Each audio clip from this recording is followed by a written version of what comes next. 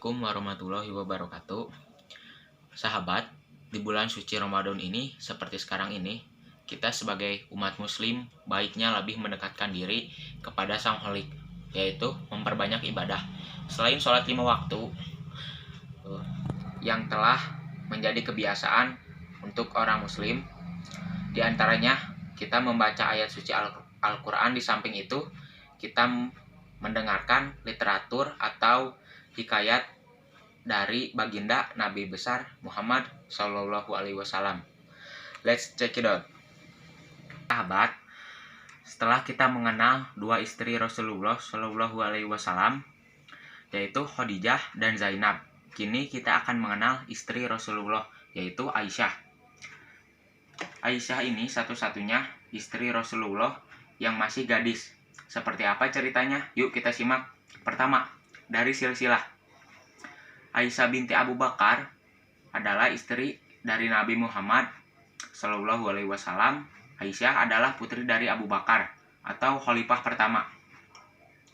Hasil dari pernikahan dengan istri keduanya yaitu Ummi Ruman yang telah melahirkan Abdal Ar-Rahman dan Aisyah. Beliau termasuk ke dalam Ummul Mukminin atau ibu orang-orang mukmin. Aisyah terlahir 4 atau 5 tahun setelah diutusnya Rasulullah Sallallahu Alaihi Wasallam. Sebelum menikah dengan Nabi Muhammad Sallallahu Alaihi Wasallam, Abu Bakar merasa Aisyah sudah cukup besar untuk menikah. Karena hal itu, Aisyah akan dinikahkan dengan Zubair bin Mut'im. Tetapi pernikahan tersebut tidak terjadi karena istri Mut'im bin Adi mengatakan tidak mau keluarganya mempunyai hubungan dengan para muslim yang dapat menyebabkan Zubair menjadi seorang muslim.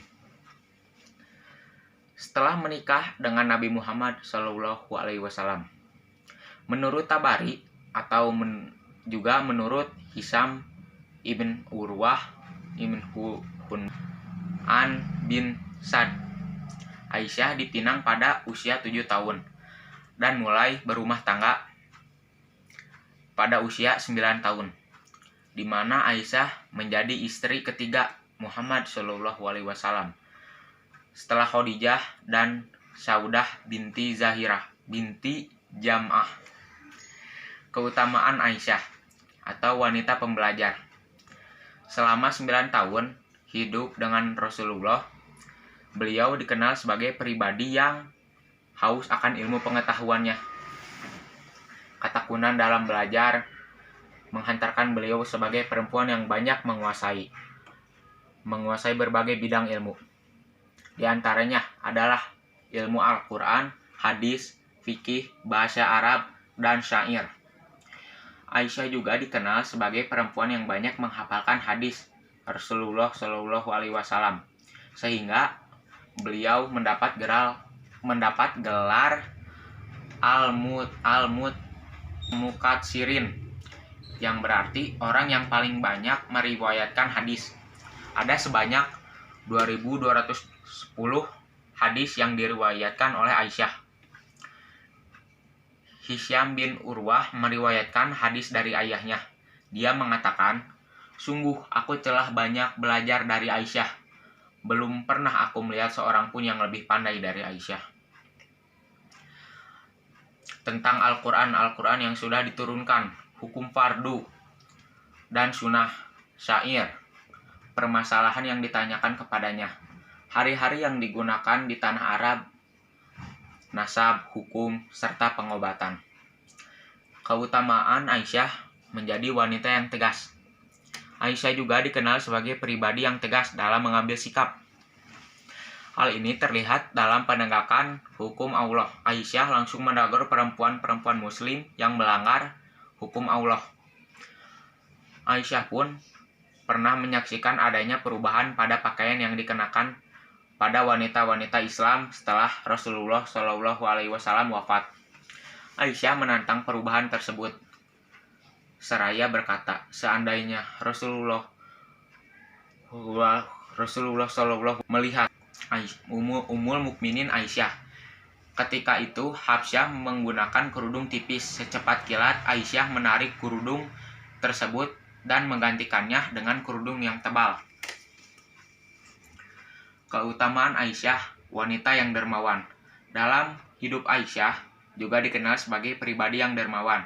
Dalam sebuah kisah cerita bahwa Aisyah pernah menerima uang sebanyak 100.000 dirham. Kemudian beliau meminta para pembantunya untuk membagikan uang tersebut kepada fakir miskin tanpa menyisakan 1 dirham sedikit pun. Harta duniawi tidak menyilaukan Aisyah, meskipun pada saat itu kelimpahan kekayaan berpihak kepada kaum muslimin. Aisyah tetap hidup dalam kesederhanaan, sebagaimana yang dicontohkan oleh Rasulullah. Wafatnya Aisyah. Aisyah meninggal pada malam Selasa tanggal 17 Ramadan setelah sholat witir pada saat 58 Hijriah, yang demikian itu menurut pendapat mayoritas ulama.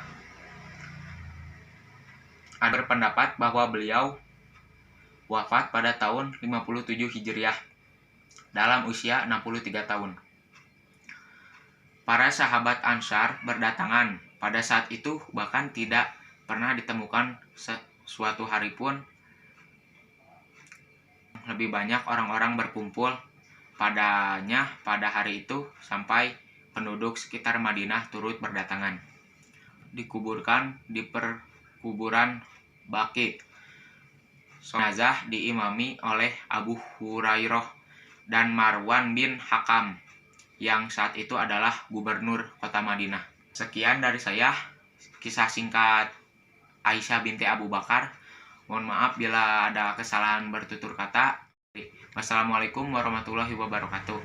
Jangan lupa like, comment, and subscribe.